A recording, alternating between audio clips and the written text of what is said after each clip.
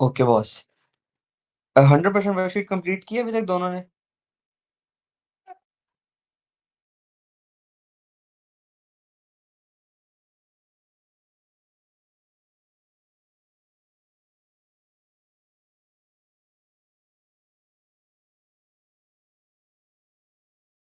इसको जो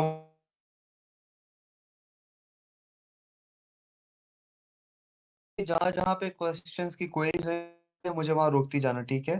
ठीक है।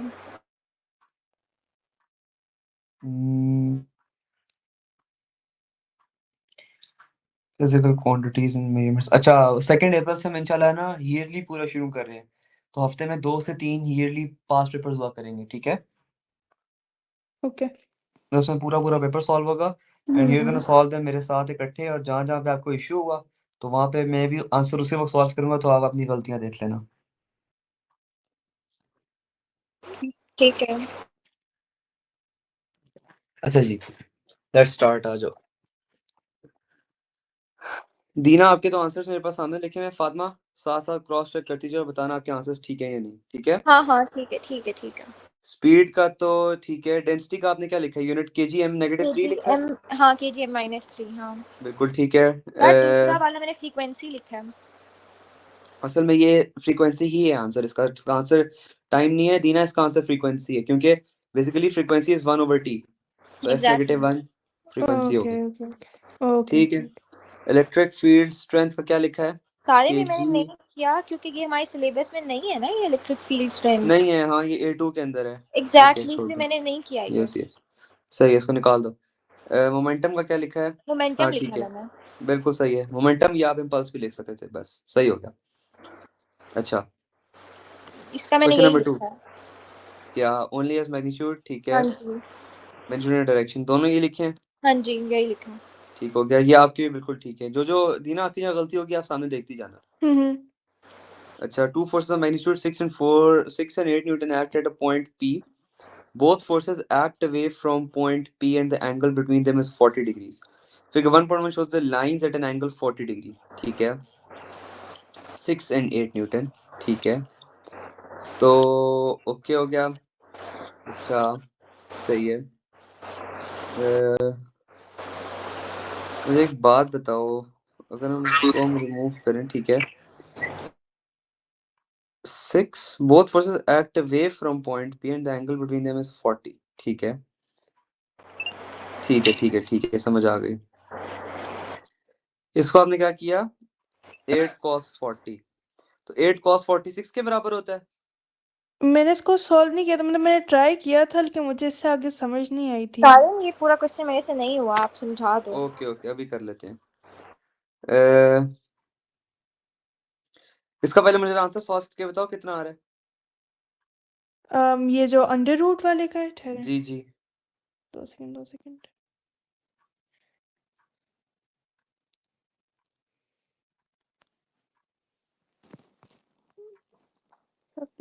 अरे मेरा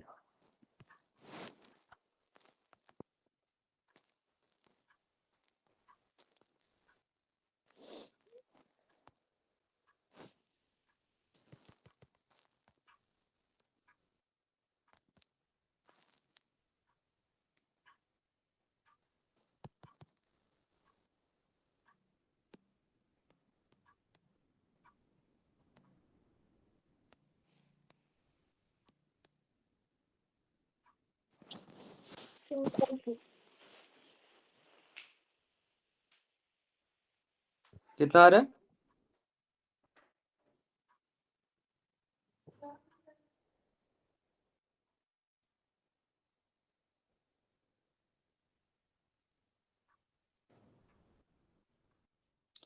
छोड़ो, मैं सॉल्व कराता हूँ, ठीक है, आ जाओ।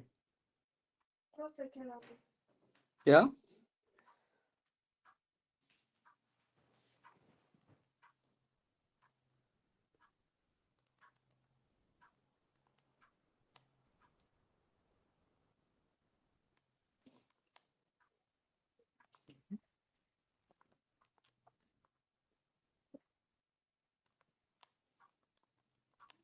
एट एट आ रहा है। अच्छा, नहीं गलत है। अब मैं आपको समझाता हूँ इसको करना कैसे है। मुझे एक बात बताओ, ये देखो, ये दो एंगल्स हैं और दोनों 40 डिग्री में है, राइट? हम्म इसको हम कह देते हैं 6 न्यूटन, इसको कह देते हैं 8 न्यूटन, ठीक है? हम्म और ये जुड़ते कैसे हैं? हेड टू टेल से जुड़ते हैं, बिल्कुल सही है। तो अगर मैं इसको, और वो कह रहा है कि दोनों is pointing away from point P, ठीक है? मतलब दोनों is away from point P, जिसका मतलब है कि एक का जो होगा वो यूं जा रहा है, ठीक है? और एक जो है वो यूं जा रहा है, ठीक हो गया? अब मुझे एक बात बताओ, अगर ये दोनों अवे फ्रॉम पॉइंट पी जा रहे हैं तो इसका तो रिजल्टेंट कहीं बीच में निकलेगा ना? हम्म समझ आई? मतलब इनका रिजल्टेंट कहीं यहाँ पर होगा, और वो क्यों होगा? क्योंकि हेड टू टेल रूल के हिसाब से तो ये जुड़े भी नहीं है। ये देखो, ये टेल टू टेल जुड़े हुए हैं और ये हेड टू हेड खाली है। मेरी बात सुनो, अगर हम इनको पैरेललोग्राम के मेथड से भी करें जब भी हमारा रिजल्टेंट ऐसे ही निकलेगा जैसे तुम निकाल रहे हो, है ना? अभी मैं बताता हूँ इसको करना कैसे है। देखो, अब आपने एक काम करना है, ये 6 न्यूटन है, ठीक है? और ये 8 न्यूटन कितने डिग्री पे है? 40 डिग्री पे है, ठीक हो गया? मुझे एक बात बताओ, अगर मैं इसको यहाँ पे एक्सटेंड कर दूं, सही है, ये एंगल कितना आता है? यार ये 180 माइनस 40 होगा। कितना हो गया? 140 डिग्री, 140। हाँ। ठीक है? अच्छा, अब सबसे पहली चीज याद रखो वेक्टर्स के अंदर, एंगल्स जब भी ऐड होते हैं तो हेड टू टेल रूल से होते हैं। हेड टू टेल रूल तो सबको पता है ना? हम्म अगर मैं इस 8 न्यूटन को यहां से रिमूव कर दूं, ठीक है, और मैं इसको इस 6 के आगे 8 जोड़ दूं, ठीक है?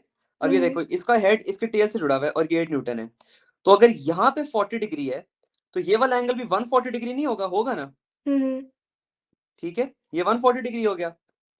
अब हमने रिजल्टेंट चाहिए। रिजल्टेंट क्या होता है? Tail to tail and head to head. इसका मतलब है कि मैं यहां से अगर यहां पर रिजल्टेंट बनाऊं तो ये मेरा आ गया रिजल्टेंट आर, सही है? हम्म अब ये 6 न्यूटन है, ये 8 न्यूटन है, बीच में 140 डिग्री है। अगर तुम आर निकालना चाहती हो तो तुम अगर कोसाइन रूल लगाओ कि आर का स्क्वायर इज इक्वल्स टू 6 का स्क्वायर प्लस 8 का square minus 2 into 6 into 8 into cos of 140, R की वैल्यू आ जाएगी।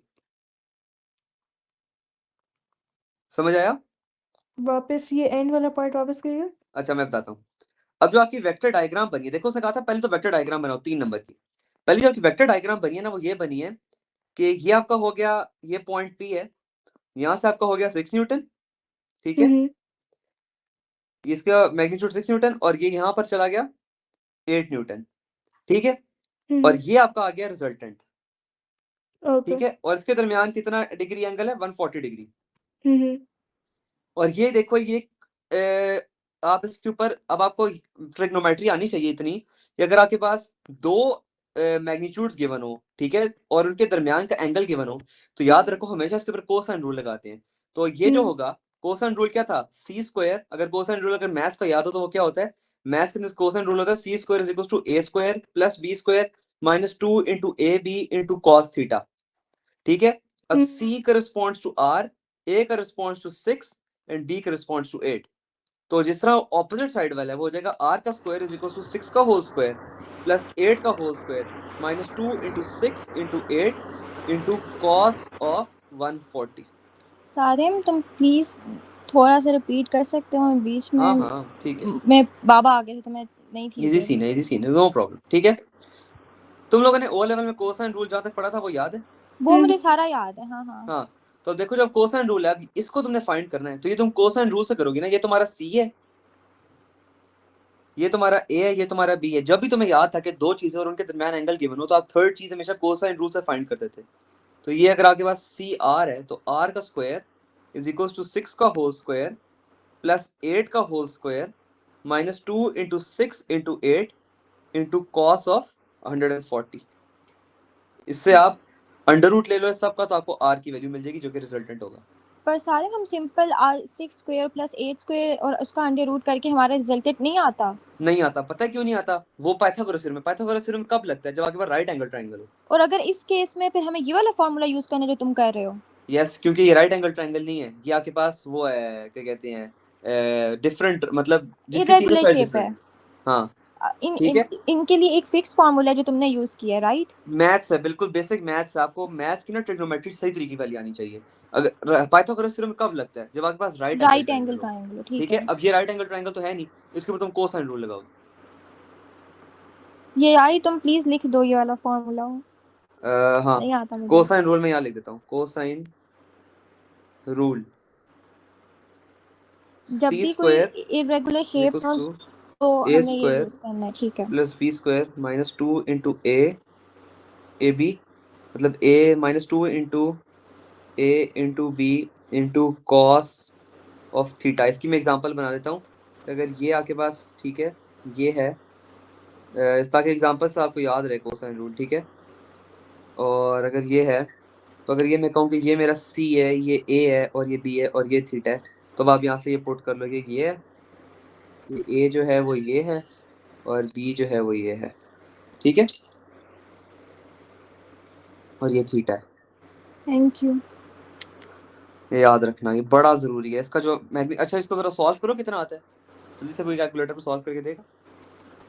It should come around 13 point something. और सारे में तुमने एंगल 140 लिया है ना? हाँ, क्यों? क्योंकि देखो जब आप इसको हम्म। आगे जोड़ोगी तो ये वहाँ, अगर यहाँ 40 है तो यहाँ कितना हो जाएगा? 140। 140 180 माइनस 40, हाँ। यस, ये वेक्टर सारी मैथ्स है, बेसिकली ओ लेवल वाली मैथ्स है। या ठीक है, ठीक है। कितना आ रहा है? जरा मुझको सॉल्व करके दो इसको, अंडर रूट जरूर करना। 13.173 आ रहा है। एग्जैक्टली 13.2, यही आंसर है हमारे स्कीम में, ठीक है। 4 नंबर पूरे हो गए। 4 नंबर कैसे पूरे होंगे? 3 नंबर इस डायग्राम के हैं, आपने एंगल सही बनाना है, ये इसकी वो सही बनानी है। आपकी जो ये वाली लेंथ होगी ना, ये वाली length, this length should be greater than this length. क्यों? क्योंकि ये 8 न्यूटन है, ये 6 न्यूटन है, ठीक है। इसको स्केल के हिसाब से बनाना है, और यहाँ पे आपने स्केल लिखना है कि 1 सेंटीमीटर रिप्रेजेंट्स 1 न्यूटन, ठीक है। और फिर आपने यहाँ पे 6 सेंटीमीटर की बनानी है, यहाँ पे 8 सेंटीमीटर की बनानी है, यहाँ पे डी रखना है, डी से 140 डिग्री एंगल बनाना है, और फिर ये रिटर्न बनाना है, ठीक है। तो पूरी सारे में स्केचिंग करनी है। स्केल के बगैर नहीं हो सकता? अगर हम ऐसे ही बना दें नहीं नहीं सिंगल नहीं, पे ऐसे तो? नहीं बनाना। 3 नंबर आपने पूरी स्केलिंग देनी है, ठीक है। अच्छा, ठीक है।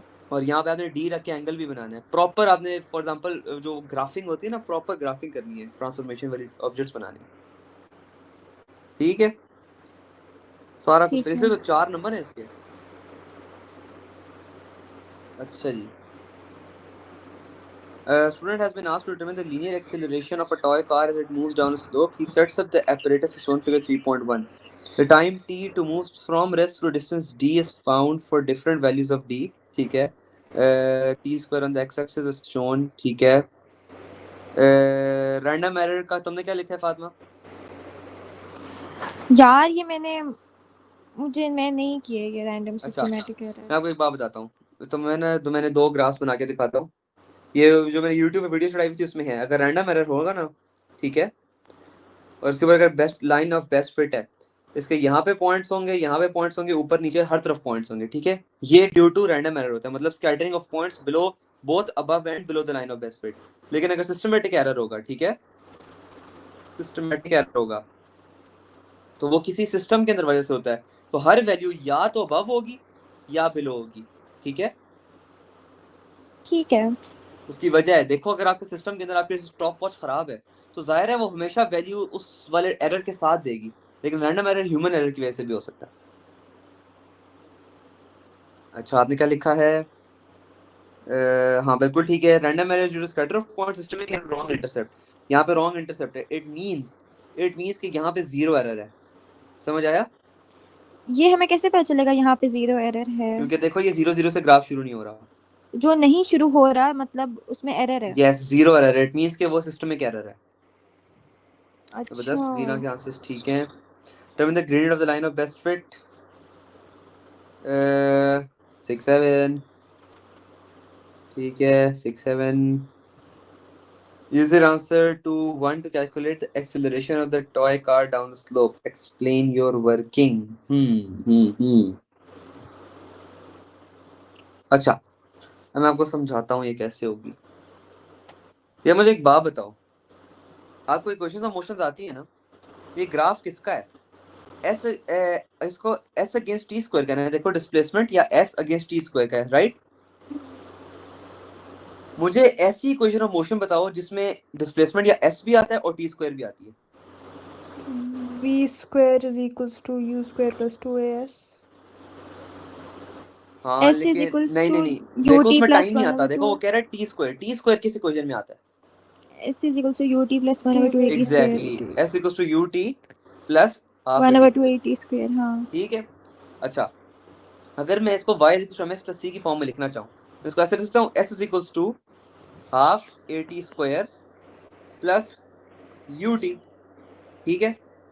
अगर मैं लिखूं y is equal to m x plus c, x की वैल्यू ये है, बिल्कुल सही है, x पे टी स्क्वायर प्लॉटेड है और y पे डिस्प्लेसमेंट प्लॉटेड है। यहाँ तक बात समझ आई, हम ठीक जा रहे हैं अभी तक, हम्म ठीक है। तो ग्रेडियंट किसके बराबर हुआ?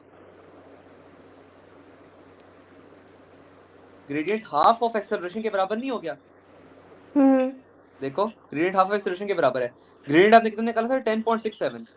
तो देखो जो हाफ ऑफ ग्रेडियंट, तो ग्रेडियंट कितना होगा? तो एक्सेलरेशन कितनी होगी? 2 ऑफ ग्रेडियंट, 2 इंटू ओके 10.67। ये आपकी सोल्यूशन आ गई। समझ आया? हम्म ठीक हो गया। सारे लेकिन ये ना हाँ, ऊपर वाला जो इसने निकाला है ग्रेडियंट ऊपर जिस तरह, वो मुझे एरर वाला प्लीज एक दफा बताओ, वो उसमें कितना ग्रेडियंट में एरर एरर आ ना रहा है? करना, ग्रेडियंट में एरर ना करना, उससे सिर्फ ग्रेडियंट पूछने को है, बस ग्रेडियंट निकाल लो।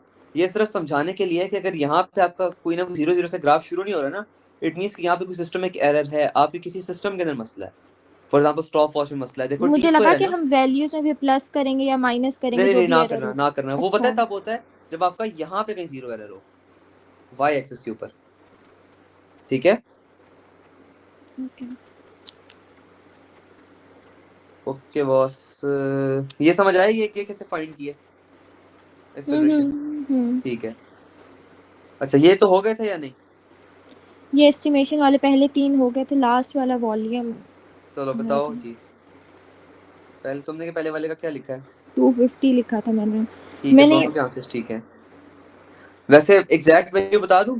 हाँ बता दो। 330 मीटर पर सेकंड होती है, ठीक है, याद रखना। हमें एस्टिमेशन नहीं होगी मार्क्स की में इन आंसर्स पे? हाँ है, 100 to 900 के दरमियान है। ठीक है। मैं वैसे बता रहा हूँ कभी। ठीक है। ठीक है, आगे तुम लोगों ने एमडी कैट वगैरह भी देना है तो उसके लिए काम आता है। डेंसिटी कितनी लिखी है तुमने, कितनी 2 लिखी है? पास्कल। नहीं मैंने ये नहीं सही, मैं अच्छा, बहुत ही गलत पहली किया बात मैंने। याद रखो, Deena, density is never in pascals, pressure is in pascals, density is in kilogram per metre cube, ठीक है, मास पर यूनिट वॉल्यूम होता है। और density of air at room temperature is approximately 1 kg m negative 3, ठीक है। Density of, अच्छा okay okay. ठीक हो गया। 0.5 से 1.5 के दरमियान होता है 1। मास ऑफ प्रोटेक्टर कितना लिखा है? मैंने 10 लिखा है। 10 ग्राम्स, बिल्कुल सही है। 5 ग्राम्स भी बिल्कुल ठीक है, दोनों सही है। ये बिल्कुल लीस्ट वैल्यू है, पता है, 5 से 50 के दरमियान है। Okay volume in CM cube of the head of an adult person, वाह जी वाह। अच्छा कितना लिखा हाँ है? ये नहीं किया मैंने, पता नहीं क्या था। ये बस तुक्के लगाने होते हैं, इसकी मैं इस तरीका समझाता हूँ अभी तुम्हें। ये गलत है, ये है तकरीबन 2000 से 9000 के दरमियान, ठीक है। अब इसको मैं कैसे समझाऊं, ऐसे समझ लो कि एक पर्सन है, ठीक है, और उसका वेट है 70 किलो। तो तकरीबन उसमें से अगर हम कह दें कि 1/4 हेड का वेट है, तो मैं कह सकता हूँ कि तकरीबन कोई 15 किलो उसके सर का वजन है, ठीक है। ठीक है, समझ आई? यहाँ तक समझ आया? अब वाटर की बस डेंसिटी कितनी होती है? 1000 किलोग्राम पर मीटर क्यूब। तो अगर मैं इसको सॉल्व करूं, is equals to 15 over volume, तो volume is equals to 15 over 1000 करो, कितना आता है? 0.015। इसको तुम कर दो मल्टीप्लाई बाय 1000, 150। या वैसे 2000 से 9000 के दरमियान है, याद ही रख लो, इसको निकालना बड़ा मुश्किल है। Volume centimetre head of adult person, बस याद रख लो, इट इज बिटवीन 2000 to 9000, ठीक है। ओके वैसे इतना मुश्किल आता नहीं है, पता है इसमें से आपने जो चीजें याद करनी है एस्टिमेशन की, वो क्या करनी है मैं आपको बताता हूँ। एक आपने याद रखना है कि mass of a grain of sand, ठीक है, ये आना चाहिए, तकरीबन 0.1 ग्राम के बराबर होता है, ठीक हो गया। दूसरी चीज आपको आनी चाहिए kinetic energy of a car with a family, ठीक है। अब इसका तरीका है फाइंड करने का। एक गाड़ी लो, ठीक है, नॉर्मल गाड़ी का वेट होता है तकरीबन 2000 किलोग्राम, ठीक है, यहाँ तक बात क्लियर हुई? हम्म एक गाड़ी में कितने लोग मैक्सिमम बैठ सकते हैं? 5। 5, ठीक है। अगर 2000 किलोग्राम गाड़ी का वेट था और एक बंदे का अगर मैं वेट कहता हूँ एवरेज 70 kg होता है, ठीक है, तो 2000 प्लस 5 इंटू 70, ठीक है, कितना वेट आ गया, कितना टोटल मैस आ गया? 2 second 5 sevens are 35, 350 plus 2000, 2350 kg. ठीक है, तो अब आप इसको कर लो कि अगर गाड़ी 10 मीटर पर सेकंड, नॉर्मली याद रखो 10 मीटर पर सेकंड वेलोसिटीज लेते हैं, बेशक एक रनर हो या गाड़ी हो, ठीक है, 10 मीटर पर सेकंड लेते हैं, तो किनेटिक एनर्जी आप कर लो हाफ इंटू 2350 इंटू 10 का होल स्क्वायर, ठीक है, इससे आपको किनेटिक एनर्जी निकल जाएगी। बेसिकली आपने रोज की एस्टिमेशन लगानी है कि अगर एक बंदा का नॉर्मल मास कितना होता है, 60-70 के दरमियान होता है, ठीक है, गाड़ी कितनी होती है, 2000 किलो के तकरीबन बराबर होती है, तो इस तरह आप कैलकुलेशंस कर सकते हो। इसके अलावा आपको याद होना चाहिए कि एक बॉल का कितना डेंसिटी हो सकती है, तो देख लो कि एक बॉल के अंदर तकरीबन 100 cm³ ऑफ एयर आ सकती है, और एक बॉल का मास तकरीबन 15 से 20 ग्राम के बीच में होता है, ठीक है। इस तरह जस्ट आपको जितनी ज्यादा इसके एमसीक्यूज की प्रैक्टिस करोगे ना, उतनी ज्यादा आपको चीजें याद होती जाएंगी। ये बस बहुत बकवास है, ये इसमें हर किसी के नंबर कटते हैं। ये मैंने कर लिया था इसी की तरह, सही सही। बिल्कुल सही है, KGMS -2 बिल्कुल परफेक्ट। KGM1S -1 ये भी ठीक है। तुम्हारा क्या है? मेरा भी यही आया। बिल्कुल सही है। ये किए नहीं, ये वाला नहीं किया, दूसरा सी पार्ट। कितना 9.4 इसकी बिल्कुल ठीक है वेलोसिटी। जीना आपकी ठीक है। अच्छा, उसके लिए फातिमा के लिए the ball is drop from rest through a height of 4.5। मुझे एक बात बताओ, फ्रॉम रेस्ट इसका मतलब है कि इनिशियल वेलोसिटी कितनी है? 0। 0, हाँ। हाइट कितनी है? 4.5, ठीक है, तो s कितनी होगी? 4.5। ठीक है। assuming that air resistance is negligible और ऊपर से नीचे फ्री फॉल में गिराई है। मुझे एक बात बताओ, मैंने आपको एक चीज बताई थी सॉल्व करने के लिए, स्टूवा इक्वेशन, ठीक है, s का आगे लिखो 4.5, t हमें नहीं पता, u कितना है? 0, v हमने फाइंड करना है, एक्सेलरेशन कितनी होगी? -9.81। ऐसा फॉर्मूला बताओ जिसमें t नहीं आता। 2as = v² - u²। समझ आया? इसमें t नहीं आता, u 0 है तो इसको काट दो। हमने क्या फाइंड करनी है? v², तो 2 × 9.81 × 4.5 का under root is equal to velocity. ठीक है, ठीक है, तो यही आया इसका आंसर। ये बेसिकली ये है, जब मैं भी कोई भी क्वेश्चन सॉल्व करता हूँ, मुझे नहीं पता ना कौन सी क्वेश्चन लगानी है, just make sure you write स्टूवा and fill in your variables. यहाँ से आपको पता चल जाएगा आपने कौन सी क्वेश्चन मोशन लगानी है। इसलिए मैं इसको नाम ही स्टूवा इक्वेशन देता हूँ, स्टूवा इक्वेशन। ठीक है, इस तरह चीजें आसान हो जाती है।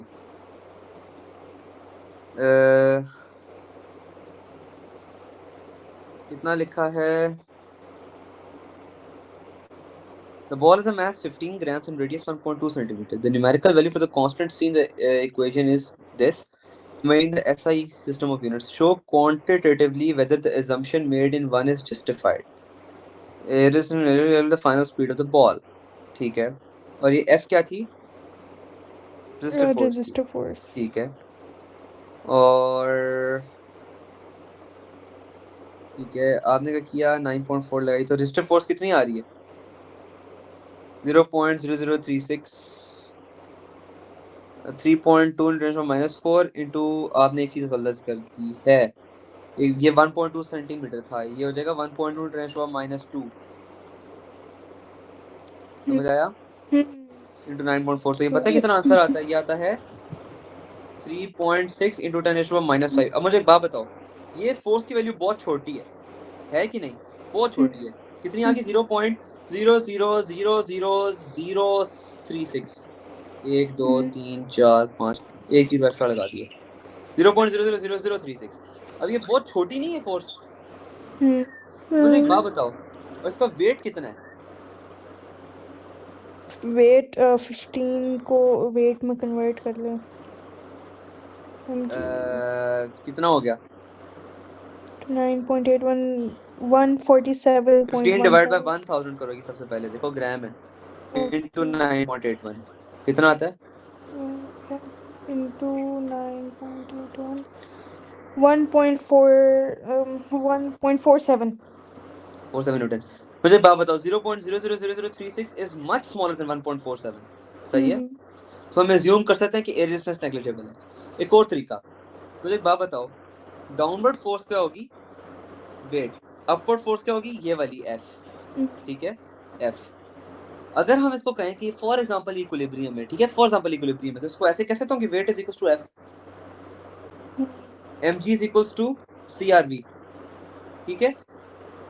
mg कितना आ रहा था हमारा? 1.47, ठीक है, 1.47 इज इक्वल्स टू c की वैल्यू कितनी है 3.2 × 4। रेडियस कितना है 1.2 × 2। ठीक है, अब आप फाइंड करके दो मुझे v कितना आ रहा है। 2 सेकंड। 2 10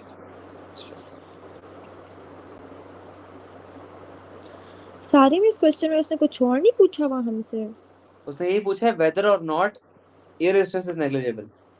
नहीं नहीं नहीं, नीचे वाला कह रहे हैं हम। हम ये वाला कर रहे हैं। हाँ, तो इसमें उसने ये नहीं पूछा कि इस एजम्पशन को ट्रू करके बताएं कि सी की यही वैल्यू है, ये क्वेश्चन नहीं कि उसने किया वहाँ नहीं, से। Show quantitatively whether the assumption made in 1 is correct, ये पार्ट 2 है। 1 में assumption क्या थी, assuming air resistance is negligible। हाँ तो हम वही तो प्रूफ करना चाह रहे हैं कि air resistance negligible है या नहीं। अच्छा। हाँ देखो, अब मुझे एक बात बताओ, 1.47 वेट है, 1.47 is much greater than the resistive force which is 0.000036 Newton. Hence we can say air resistance is negligible, क्योंकि वेट बहुत ज्यादा है, ये वाली फोर्स बहुत ज्यादा है और ये बहुत कम। समझ आया? अच्छा, इस v की वैल्यू बताओ। 3.8 × 4 आती है मेरे ख्याल से।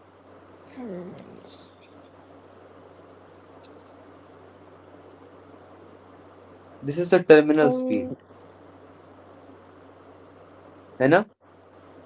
हाँ 3.8 आ रही ठीक है। है, अब ये जो टर्मिनल स्पीड है ना, क्योंकि मैंने कहा था कि इक्विलिब्रियम है, ठीक है, मगर हमारी कितनी आई है, हमारी आई है 9.4। अब 9.4 इज मच स्मॉलर देन 3.8 × 4। ठीक है, इसका मतलब है कि टर्मिनल वेलोसिटी अचीव नहीं हुई, hence air resistance is negligible. बात क्लियर हुई? अच्छा हाँ 9.4 वेलोसिटी थी, ठीक है। हाँ ठीक है, वो काफी ज्यादा छोटी है, इट मींस कि टर्मिनल वेलोसिटी अचीव नहीं हुई, इसकी वजह से हम कह सकते हैं कि एयर रेजिस्टेंस नेग्लिजिबल है। क्लियर हुई है बातें? थोड़ी सी। अच्छा, फोर्स वाली समझ आया? बस ये वाली बात लिखाना, ये मैं एक और तरीके से समझाने की कोशिश कर रहा था, बट बेसिकली देखो, आपकी चीज नीचे गिरी है, हमारी कितनी स्पीड है 9.4 मीटर पर सेकंड, ठीक है, लेकिन अगर टर्मिनल वेलोसिटी होती तो वो कह रहा है कि कितनी होती 3.8 × 4। अब 3.8 × 4 अचीव करने के लिए हमें बॉल बहुत देर तक गिरानी पड़ेगी। फॉर एग्जांपल हमें 2 घंटे 3 घंटे बॉल गिरानी पड़ेगी। क्यों? क्योंकि हमने थोड़ी देर गिराई है तो कितनी है 9.4। जब इतनी ज्यादा देर बाद गिरानी पड़ेगी तो हम ये तो कह सकते हैं ना कि तकरीबन अगर हम 10 सेकंड का टाइम ले रहे हैं तो उसके अंदर हम हम एयर रेजिस्टेंस को नेग्लिजिबल एज्यूम कर लें। अब समझ आया?